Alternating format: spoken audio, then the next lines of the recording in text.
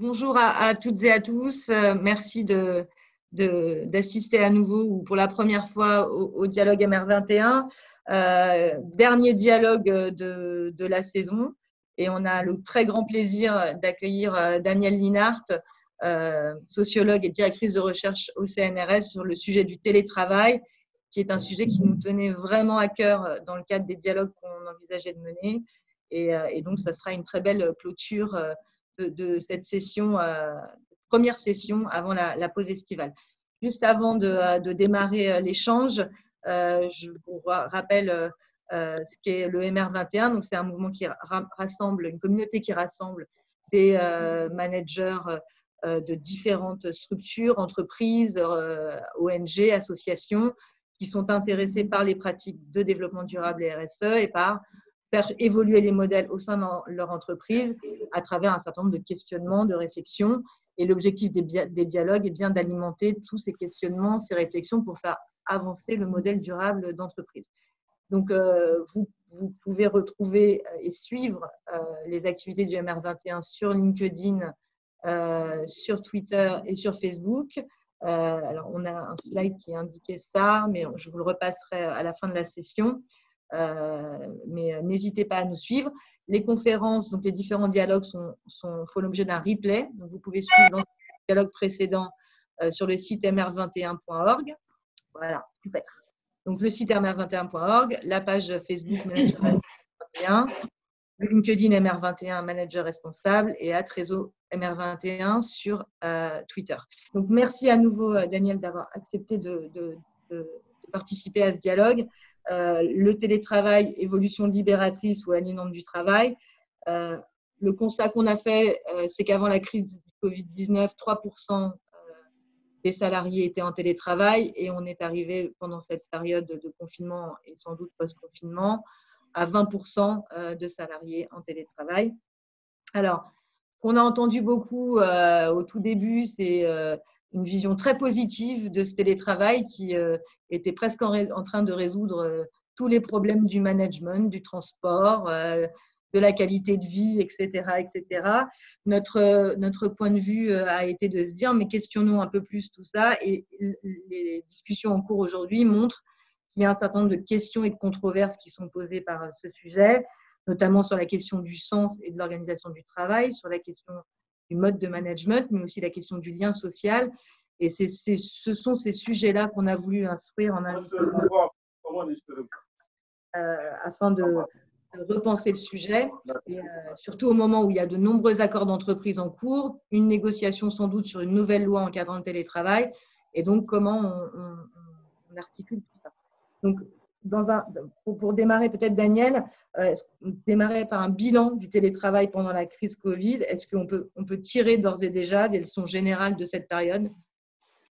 Alors déjà, merci beaucoup de m'avoir invitée. Je suis absolument ravie de pouvoir discuter de cette question qui me semble particulièrement importante.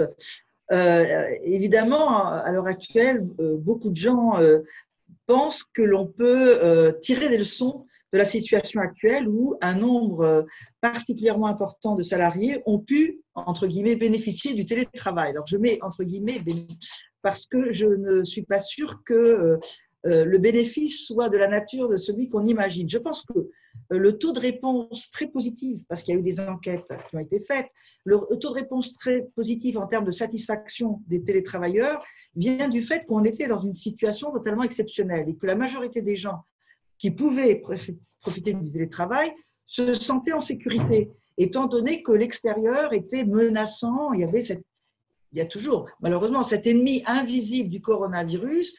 Et donc, travailler chez soi, c'était pouvoir bénéficier d'un véritable cocon, d'être à l'abri, d'être protégé, de ne pas avoir à prendre les transports en commun, de ne pas avoir de promiscuité avec des collègues. Et donc, c'était une sorte de survie et vécu comme je ne monte pas au front, je suis relativement protégée et j'évite le pire. Voilà, donc le taux de réponse, ah oui, c'est vraiment bien, le télétravail, c'est quelque chose de très positif, on le comprend si on le met au regard de cet aspect particulier.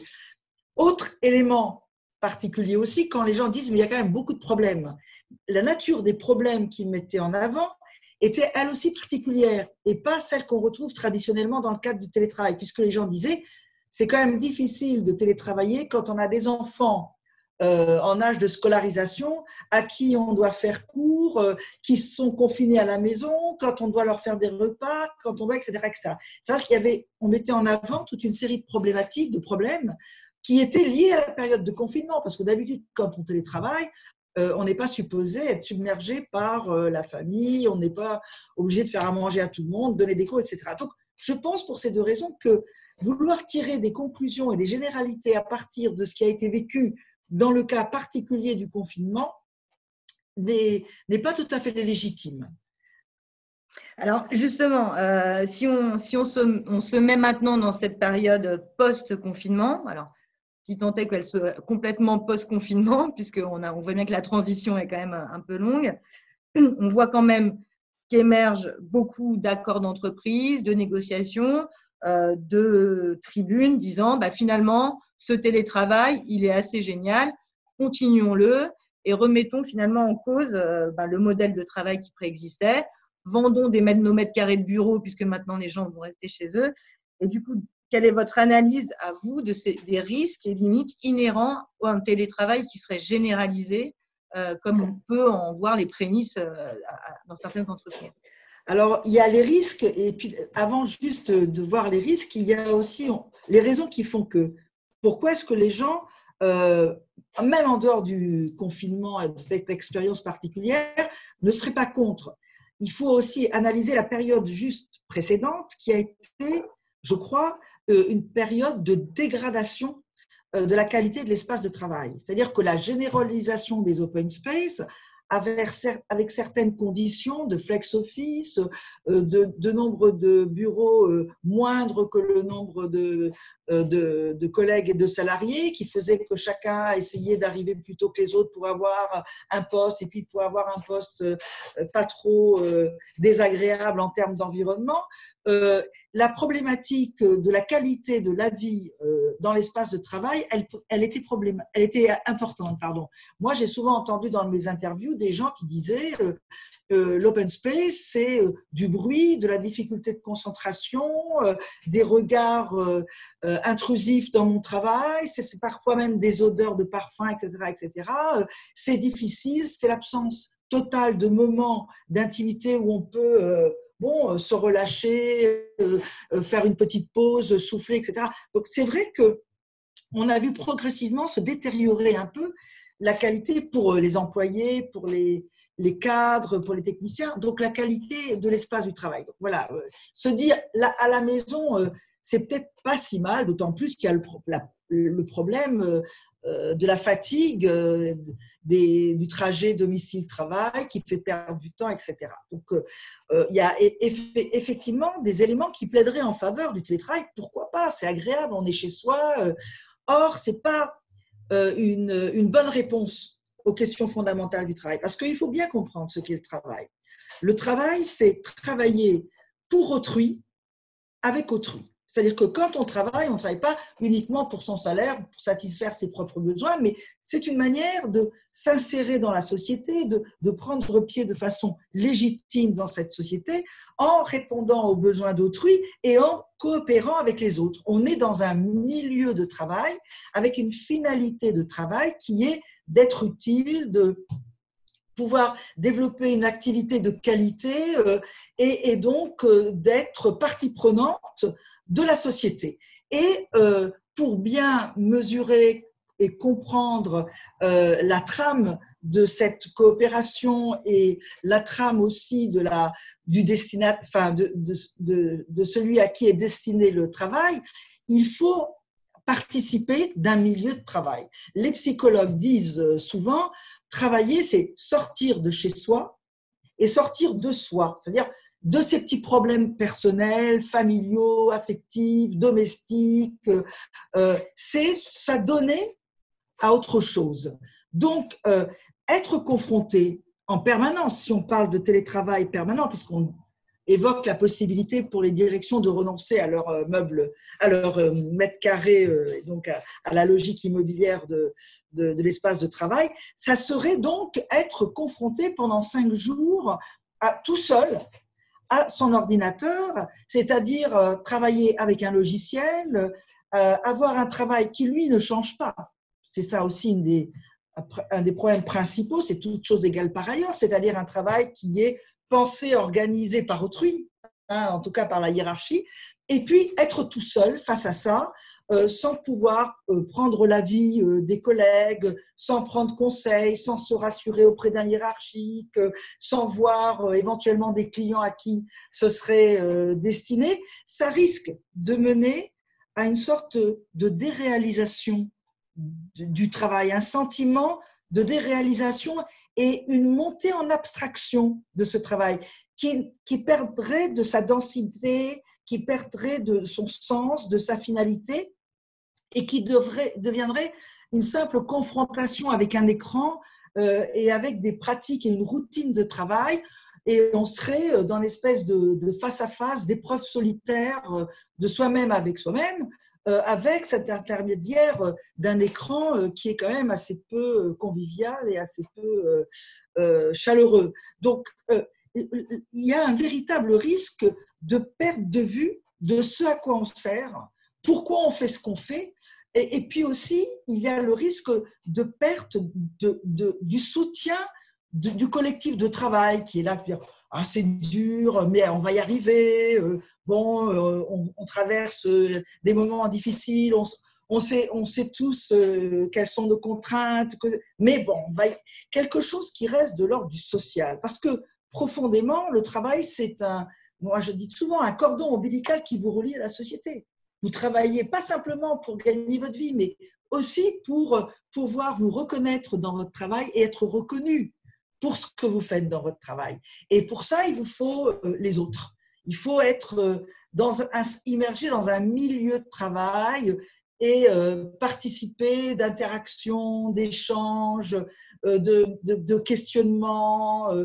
Il y a un besoin de sentir ce qu'on fait en voyant et en écoutant les autres. Donc voilà, ça c'est un véritable danger du télétravail, c'est cette abstraction que risque de devenir le travail, à une absence de prise en compte d'à quoi ça sert et avec qui je travaille, qui est-ce qui transpire avec moi ailleurs pour parvenir à réaliser un produit ou un service qui sera utile aux autres.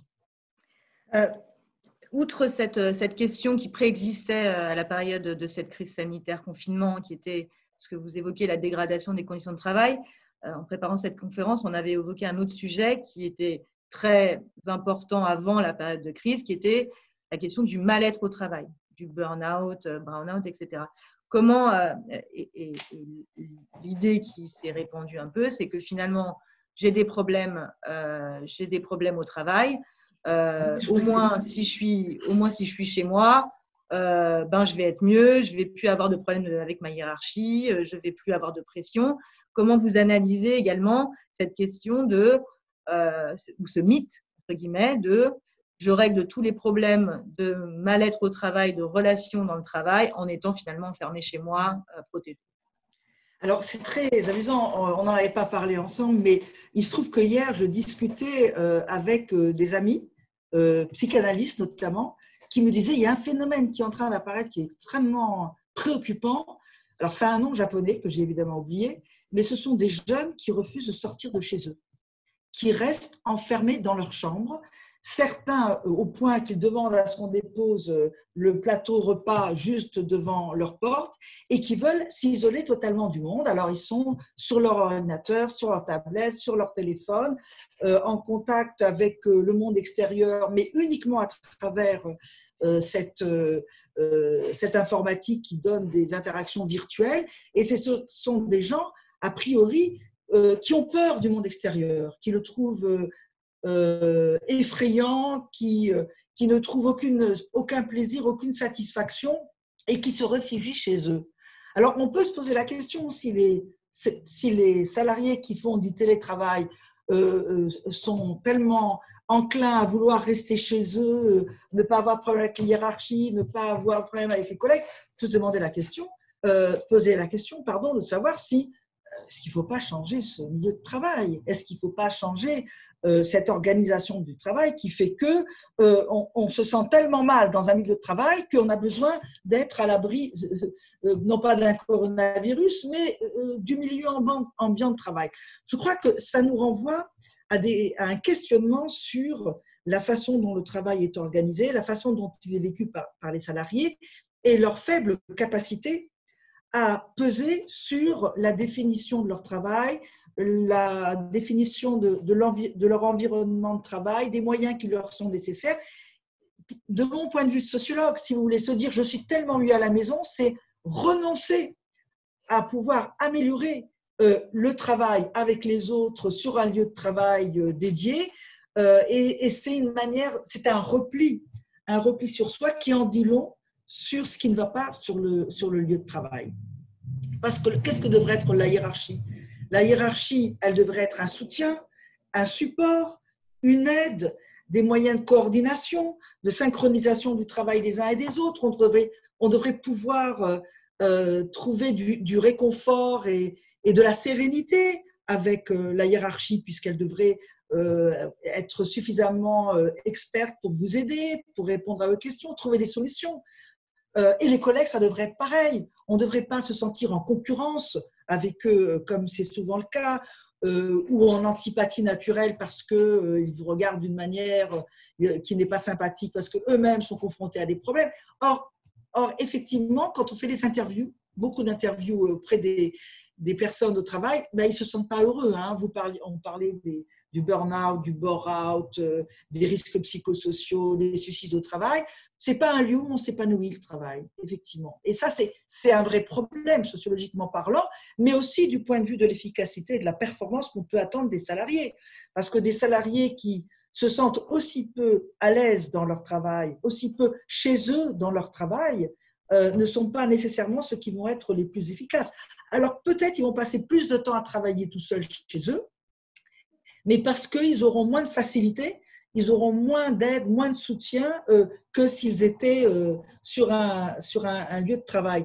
Moi, je sais que à une époque, bon, ça fait longtemps que je fais des enquêtes, mais où c'était dans les usines, un milieu très taylorien, les ouvriers me disaient souvent, vous savez, on tient le coup parce que on est entre nous, on est chez soi dans notre, voilà, on est entre nous et on est chez nous ici. Voilà, on a des collectifs de travail, on s'entend, on se fait des petits pots régulièrement. Quand le contremaître exagère, bon, bah, on est tous ensemble un collectif, on lui explique pourquoi il ne faut pas qu'il s'énerve, au contraire, on le remet au pas. Et quand on a vraiment des problèmes, on arrive à les faire parvenir jusqu'en haut. Je crois que le milieu de travail actuel devient plus anomique. Les gens se sentent vraiment seuls, isolés, abandonnés sur leur lieu de travail. C'est un vrai problème. Pourquoi? Parce qu'ils ont des objectifs personnalisés.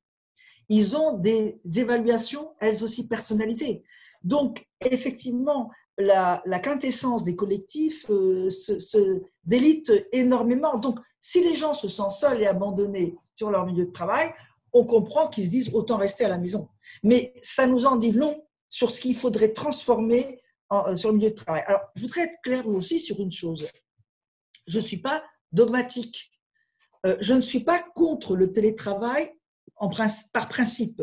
Je pense que télétravailler un jour, 2 jours, bon, voire même 3 pour certains s'ils le jugent intéressant par semaine, ne me pose pas de problème parce que ça peut convenir à certains cycles de la vie des gens, ça peut les aider à certains moments donnés, ils peuvent y trouver leur avantage et il n'y a pas de coupure avec le collectif, avec la communauté de travail, puisqu'ils y seront 2 jours au moins par semaine. Et puis, les liens qu'ils pourront avoir par téléphone ou par Internet seront moins virtuels et fictifs du fait que c'est des gens qui disent ah ben, je te vois demain, on en discute demain, ou je te verrai après-demain, etc. Je ne suis absolument pas opposée à l'idée du télétravail. Par contre, ce qui me poserait vraiment problème sociologiquement parlant, c'est qu'on impose 5 jours de télétravail aux gens, c'est-à-dire qu'on les éradique, complètement du milieu de travail, de leurs collègues, de la communauté. Ça me paraîtrait extrêmement préoccupant. Peut-être pour conclure, on en avait parlé, vous avez commencé, Daniel, à répondre à la question, mais on s'était dit qu'on concluait par, selon vous, quelles seraient, on s'était dit trois conditions majeures pour que le télétravail soit au bénéfice à la fois des salariés et de l'entreprise, mais on était là plus sur un regard salarié. Donc, les trois conditions clés. Alors, la première, ce serait effectivement que, là, je viens de l'évoquer, que le télétravail soit limité dans le temps. C'est-à-dire que, grosso modo, les personnes conservent un bureau, conservent l'idée d'avoir un milieu de travail, des collègues, des collectifs qui verront de façon vivante, charnelle, régulièrement. Ça, c'est, à mon avis, une condition première. La deuxième, c'est que, je ne sais pas si on est toujours… si. La deuxième, c'est que l'organisation du télétravail soit discutée, aménagée, préparée en amont avec les personnes intéressées. C'est-à-dire qu'elles puissent faire connaître les conditions dans lesquelles sera organisé leur travail, comment elles pourront faire remonter leurs problèmes, comment est-ce qu'elles pourraient être sûres de trouver des solutions aux difficultés qu'elles risquent de rencontrer pendant leur télétravail, c'est-à-dire de pouvoir négocier quelque part l'organisation de ce télétravail, éventuellement des moyens supplémentaires, des possibilités professionnelles qui leur semblent indispensables pour être tranquilles, sereins à la maison et pouvoir travailler de façon efficace et qui fasse sens. Donc, avoir la possibilité véritablement de négocier les conditions de la mise en télétravail. Et la troisième condition aussi, c'est que ce soit toujours réversible. Qu'on pourrait dire, eh ben non, finalement, ce n'est pas 3 jours que je voudrais, c'est 1 ou 2. Ou, ah ben non, finalement, je ne veux plus du tout de jours en télétravail, je veux revenir, etc. C'est que rien ne soit unilatéralement imposé définitivement par la direction, mais que ce soit considéré comme une occasion, peut-être, de pouvoir rediscuter, de renégocier avec le salarié, de manière à ce que le travail, la mission qui lui est confiée, fasse l'objet de réaménagement et qu'on mette à sa disposition tous les moyens qui lui sont nécessaires pour qu'il évite de se trouver en difficulté, en stress, en inquiétude, en anxiété, comme ça arrive souvent. Bien, merci beaucoup Daniel.